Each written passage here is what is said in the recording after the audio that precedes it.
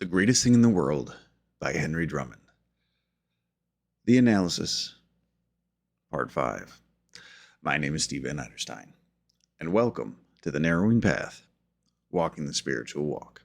I am happy to welcome you to this next installment of the virtues that Henry Drummond talks about in the book and lecture, really, titled The Greatest Thing in the World.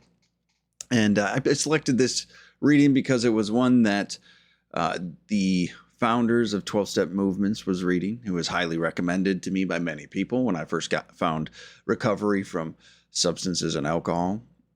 And also, it's been something that's helped reground me throughout my recovery and kind of give me a little bit of direction as we went through. So I'm looking forward to talking about this next installment. And I want to remind everybody, that this is about 1 Corinthians 13, which was Paul's letter to the Corinthians. And this is where Paul identified that love was greater than hope and faith.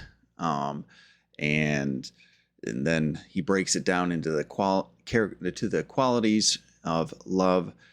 And this lecture is really about Drummond taking those qualities and transforming them into 9 virtues and principles, really summarizing them and then proposing them as to how to use them or why they're needed.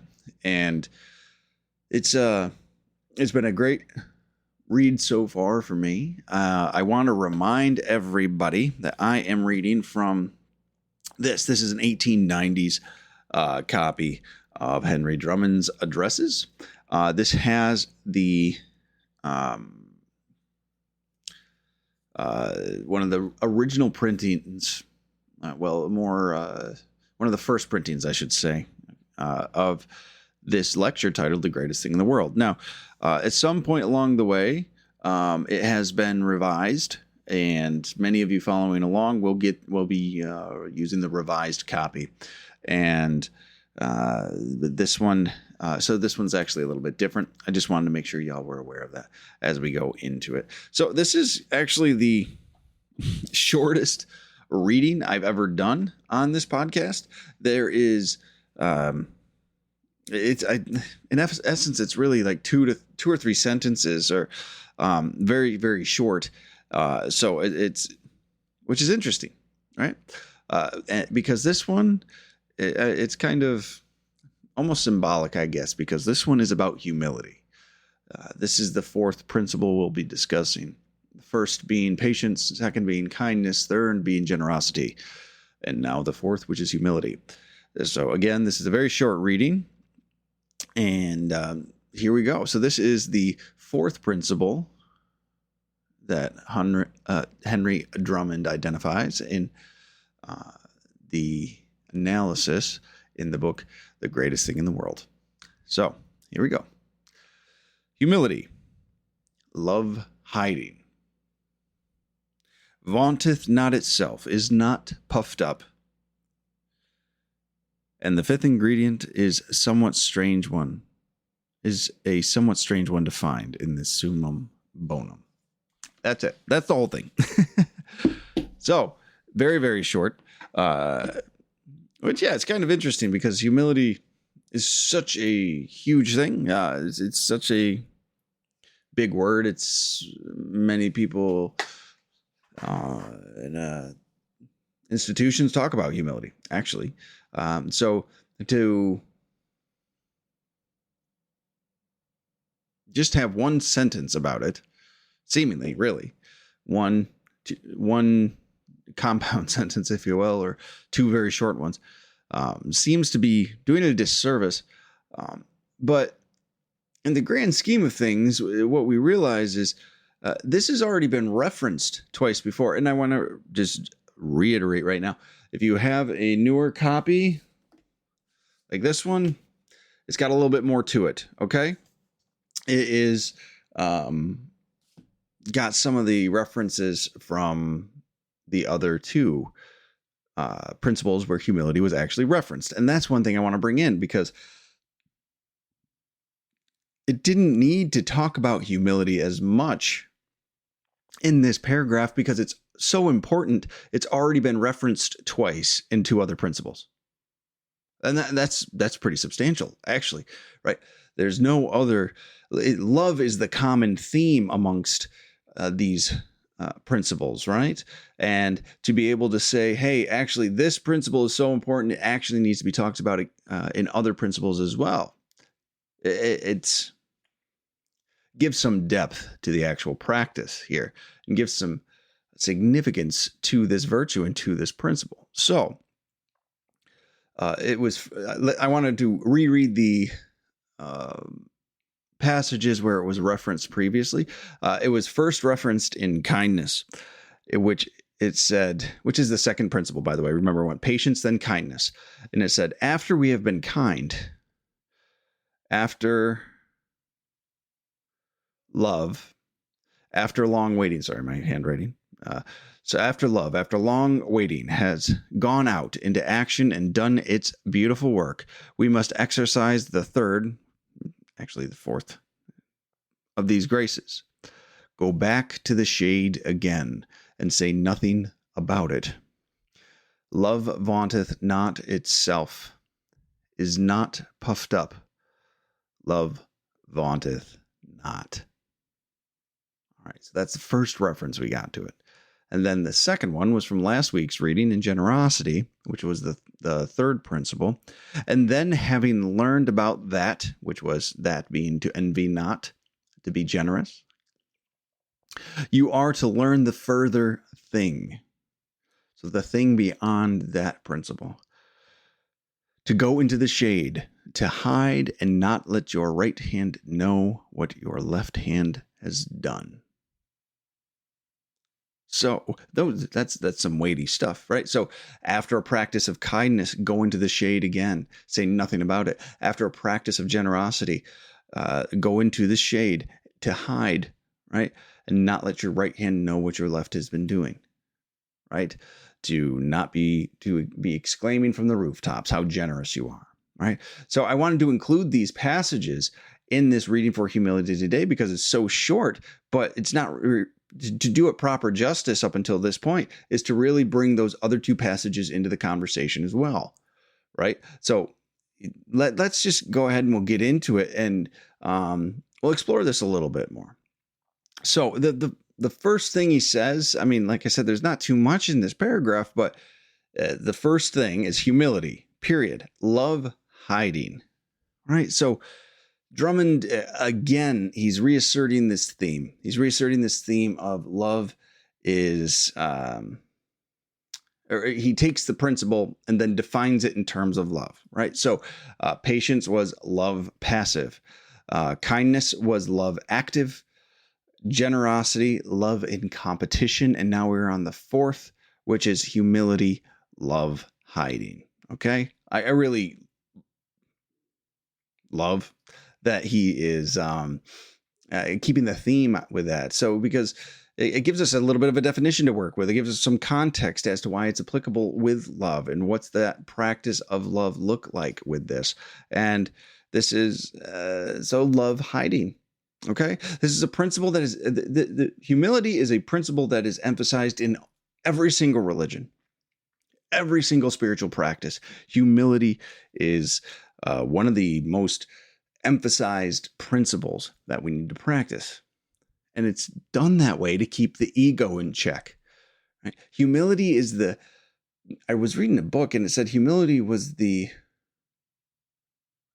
mother of all other character qualities because without humility, we cannot genuinely practice the rest of virtue and principle. And to be honest with you, this book and the way it's being structured, and to be completely transparent, I don't remember if it has later references to humility in the other principles, but the fact that it's already been in two and then has its own principle significant is extremely significant. And it seems to be that that's that's the truth of this whole thing too, that humility is a necessary practice that needs to be combined with the other loving practices as well, right? Because if not, the ego gets out of check. If not, the ego becomes the one in charge, driving the bus, taking away from the effectiveness of truly loving actions. And this principle is meant to be practiced to keep all other righteous behavior originating from the correct spot. Now, I know that might sound odd, but think about it, right? We're talking about humility here, and we're talking about just love in hiding, right? So it's not on display. It's not out there for the world to see. This is something that is meant to stop the follow-up of recognition for a loving action, right? So it keeps the action focused around the display of love inherently held within it, right? And that's a really important thing to recognize. Then you can tell from the previous references we were talking about, right? After kindness, practice humility. After generosity, practice humility. I don't know if there's any more to be said than that, to be honest with you, right? Without humility, we can go off in the bad direction, right? Without humility, we can start to take credit for things we shouldn't be taking credit for, start to have this grandiose persona. And we just don't need to be, that's not the intention of taking the right and loving actions. You know, this is different than love passive. I could see how this could get confused with that, right? It's not this active practice of waiting necessarily. It should, it's just like, patience is just a loving act of waiting, meaning just allowing somebody to do what they're doing, allowing somebody to have this, with their experience, whatever that might need to be. And then, being love in waiting. So being prepared to take loving action is kindness. So patience is a little bit different. So this is humility, which is love hiding. So it's not it's just removing it from the forefront here, and it actually needs to be practiced. Humility needs to even be practiced in the act of patience as well. And I know that might sound odd, right? Well, waiting, it can be the practice of patience and lovingly waiting for someone to get there, right? Well, it's still another display of love, right? So it's still another display of how we are being loving towards somebody. And I remember we talked about it when we discussed patience, because we talked about how we're not supposed to be throwing it in their face, right? So if we are lovingly and patiently waiting for somebody to have their experience, to what if you were talking about recovery and substance use and alcoholism, hit rock bottom, finally reach out and ask for help. We're not inserting ourselves into the situation. We're not forcing them into action.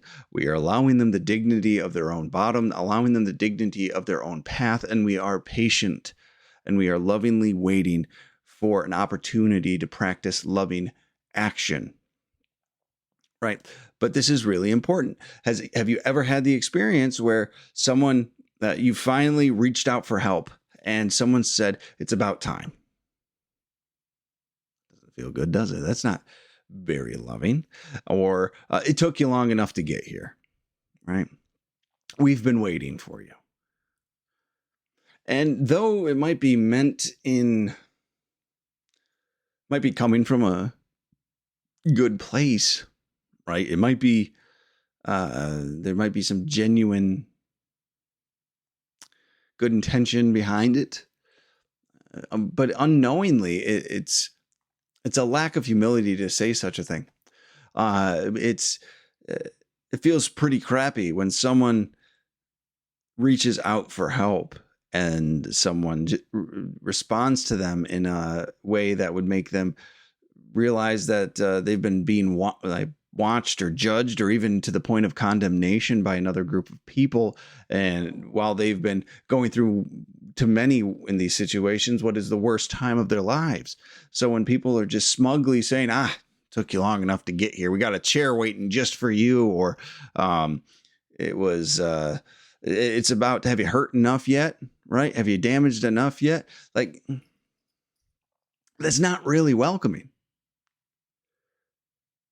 This is actually ego feeding. It's like, we expected you to show up. We knew this was going to happen. Look how smart we are. To have a true practice of humility would to be allow that person, when they ask for help, to just say, yes, we're here to help. We're here to love you. We're here to show you a different way of living. We're here to get you to the resources that you need. Not to say, finally you showed up. Yeah, come on in. It doesn't, that just the way you say it, or when it comes out of your mouth, it just sounds degrading.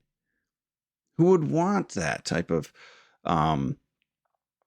help when someone's already got an attitude about it, or someone feels justified or righteous in their patiently waiting, or validated in their judgments and expectations of your failure? No one wants to do that. No one wants to feel that. No one wants to have that be said to them when they're at a really painful and low place. So humility, even though not directly referenced like it was in kindness and generosity, humility is a key part of the practice of patience, which that loving waiting as well. Because you can negate all of that patient waiting you've done by just one comment when someone actually shows up to get the help.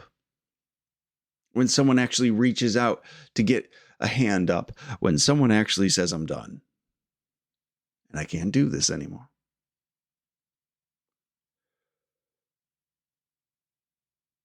So this emphasizes how important of a practice this actually is. This love hiding. We're not putting the action on display. We're not putting the expression of love on display, whether it's patience, whether it's kindness, whether it's generosity, or whether it's any of the other ones that are going to come up later. Humility is integral to be practiced prior to and after said loving display or loving action.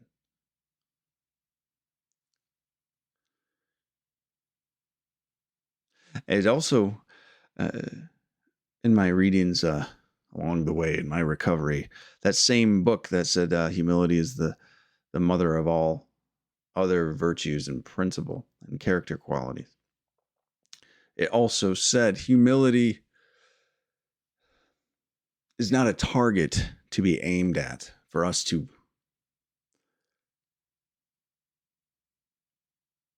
grab onto and say, hey, this is mine. I am humble. Humility is practiced in an honest assessment of what's actually going on. I've talked about that in different ways throughout this podcast, and I think it's always important to emphasize this, right? To practice humility and patience is to say, I'm not sure how this is going to go for that individual that's struggling and having a hard time and having this experience in their life, but I will allow them the dignity of that. And I don't know when they're going to come. I don't know if they ever will come, especially with the substance use and alcohol realms. A lot of people don't make it in to actually receive help. Mental health people don't make it in to actually receive the help. They disappear in a variety of unfortunate and terrible ways. So the honest truth of any practice of love is to say, I do not know what will be happening next or what will be the outcome of this practice of love. So I will take the appropriate action and then trust the God of my understanding, the universe, love, whatever it might be that you consider a power greater than yourself. You will trust that thing to do what is right and necessary. that things should go the way they are going to go, and that is the right way it should happen. So a true practice of humility is this honest understanding that we know so little. We know that it is the kind thing to do. We know that it is the loving thing to do, the patient thing to do, the generous thing to do, right? To do the right thing. But we don't know what that's going to turn out like. We don't know how this is going to be for somebody. So this act of humility is an act of right-sizing our ego. It's an act of right-sizing our belief in our omnipotence, or our knowing, or pride in our intellectual abilities, right? We get lost in that a lot. So this practice of humility is crucial. When you practice this passive love, and we're waiting patiently, allowing someone this action, don't say anything about that time that's passed. Don't say anything about the patience that you've had. Don't say anything about the observations that you've made. Just invite them in. Do them the dignity to respect the fact that they've taken the action of asking for help. If you did a kind thing, if you took a loving action for somebody, right? Never mention it. That's what this principle is talking about. If you were generous and encouraging to someone or something or another entity that you were in competition with, never point it out.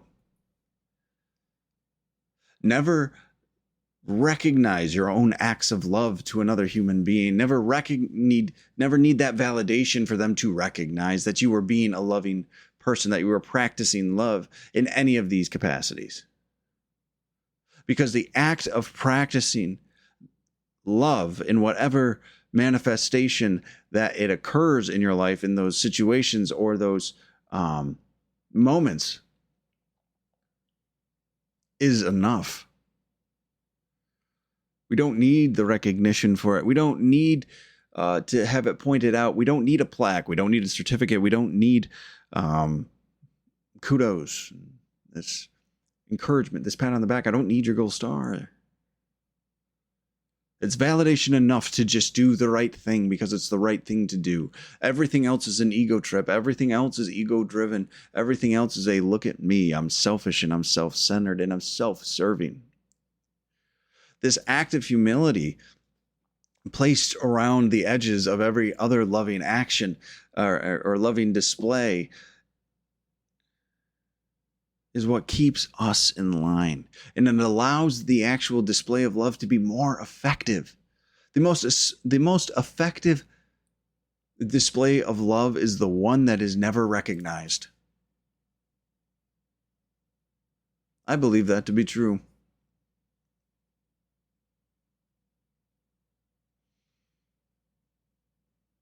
To give somebody this opportunity to not feel like they owe anybody, but to have the free will and free choice to make a decision without resentment or guilt or shame for the things that other people have done for them, especially not being thrown in their face. To not turn the actions that you've done or the things that you've practiced into a self-serving thing and allow them to just be to have that fullest impact that a truly loving action can have, is such a beautiful thing.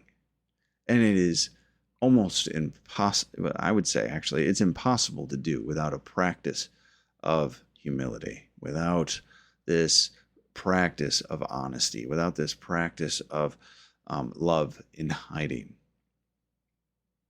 In the kindness reading, Drummond says to go back into the shade again and say nothing about it. So you take a kind action, you are patiently waiting for the opportunity to be invited in to take a loving and kind action. And as soon as it is done, you don't wait for a thank you. You don't wait around for somebody to recognize you.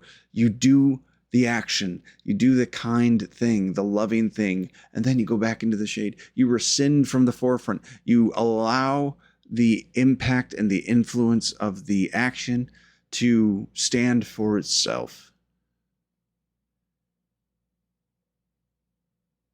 Because it's not really about us, is it? It's not really about me getting recognized that this is what I'm doing. It's about the act or the display of love being done and the effect that that could have for the person. So we step back into the shade. We say nothing about it. We do not throw it in their faces, right? In generosity, he said to go into the shade, to hide, to not let your right hand know what your left hand has done. Right? So we're not sitting here talking about it with our buddies. We're not calling up our friends. We're not, even if you're in 12-step program, calling up our sponsors or a therapist, right? We're doing whatever it is. We're taking the right loving action, then letting it be. We don't ask for praise. We don't ask for recognition. We do nothing except for what is right. We step back into the shade and let the actions continue to unfold and let the situation and circumstances continue to play out. We resort to this patient waiting in hiding until we're given the opportunity to practice love again, whether it's through generosity or kindness or one of the other ones that we'll be talking about as we go through this. This out of sight and this removal of ourselves from these actions, right? Because it's the action that matters, not me. He that after this humility, love, hiding, that was stated right at the beginning of this couple of sentences, he quotes the First Corinthians reference, and he says, "Love vaunteth not itself, is not puffed." So I looked up vaunted, just to be vaunt, just to make sure I have an understanding of it. There was a time where I thought I knew what a lot of words meant, and it turns out I had no clue. So I took out my 1920s dictionary. That's like the oldest one I got closest to when this was actually, when this lecture was given, this book was written. And vaunteth means to boast, to brag of, display boastfully, a boast, or a vain display. So again, humility is a great summation of this. That love vaunteth not itself, is not puffed. This is it's a perfect actually summary of what this is, right? It's not putting our chests out and saying, "Look what I've done." It's not demanding acknowledgement. It's not keeping a scorecard either. That's another thing that we love to do, isn't it? I did this, that, and that for you. You need to make sure you're available to help me when I ask, right? You owe me a debt now. That's not love. That's selfish, and that's self-serving. The truly loving and kind action would be, again, take action, go back into the shade, never speak of it again, never bring it up, never throw it in their face. But that happens to so many. It's happened to me. Someone does something kind. Someone takes an action that was beneficial. It helped me significantly. And then they come later on and they say, "I helped you with this. You owe me for this now." It's this disheartening, disillusioning result. It takes away some hope in those moments, or some belief in humanity, some belief in goodness and righteousness, some belief in love and kindness. When someone tries to call to credit things that they did of their own free will, but you didn't know they were expecting to be paid back for. So it does not vaunteth. We do not use these things that we do. We do not use these displays of love, these practices of love, to feed our own ego. To say it in different words, we don't do these things to make ourselves feel good. Now, that might be a little controversial to some people, but I don't care. You don't take the right action because the side effect of the right action is going to make you feel good. You do not do that with that in mind, because it's selfishly you trying to get something out of it. I used to do that, and I was like, well, I'm doing the right thing because it makes me feel good inside. Well, then what the hell are you actually doing it for, right? You don't even care about the person you're trying to help. You're selfishly taking from the experience. You're actually robbing that person of a genuine experience of love because you're doing it to make yourself feel good. You take the right action for the right reason because it's the right thing to do, and then you leave it alone. You don't wait for the attaboy. You don't wait for that's a great job. Don't wait for the person to say thank you even. You don't get resentful when they don't. You keep moving. You keep moving forward.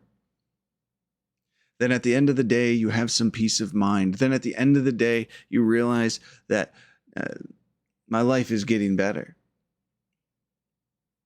A side effect of practicing humility, a side effect of practicing love in all areas of our lives is our lives will inherently, our spiritual lives, our internal lives will inherently get better.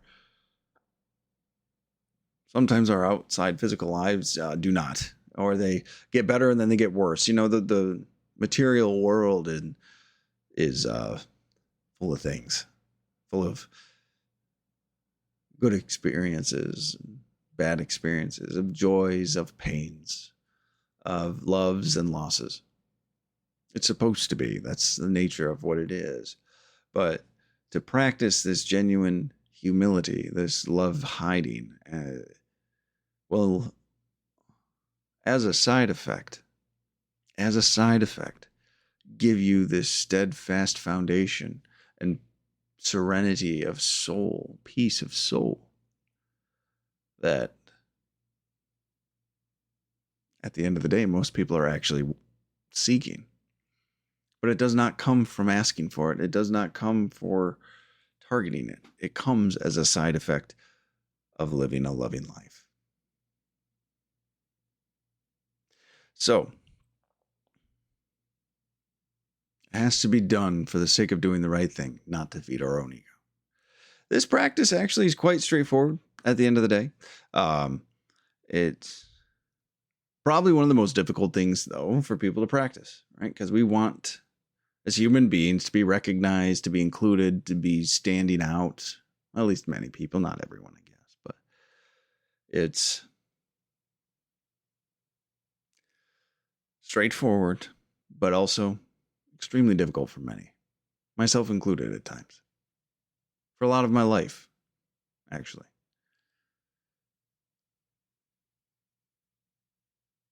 I try to keep in mind these teachings to remain right-sized, to not look for the validation, to not look for anything that would selfishly serve me. And it gets better. But it is a constant practice. And it requires my constant attention as well. So, that actually brings us to the end of the humility principle. And the final sentence in that paragraph is actually just a introduction of sorts to the next principle that we'll be talking about next week. And the last sentence says, and the fifth ingredient is a somewhat strange one to find in this summum bonum, the ultimate good. And next week we will be talking about courtesy, which, yeah, is kind of an odd word to find, I guess. So I'm real excited actually to be digging into that one. There's a little bit more to that one, so we'll have a little bit longer of an episode next week. But I wanted to say thank you for everybody that gives me the support, that follows along, that streams, that downloads, that likes, that shares, that follows, that subscribes, all of it. I appreciate everybody's support in getting these messages out to people that would hopefully benefit from them. So thank you, everybody, for sticking with me and following along with all that we're doing on this podcast. So thank you again. And until next time. Bye.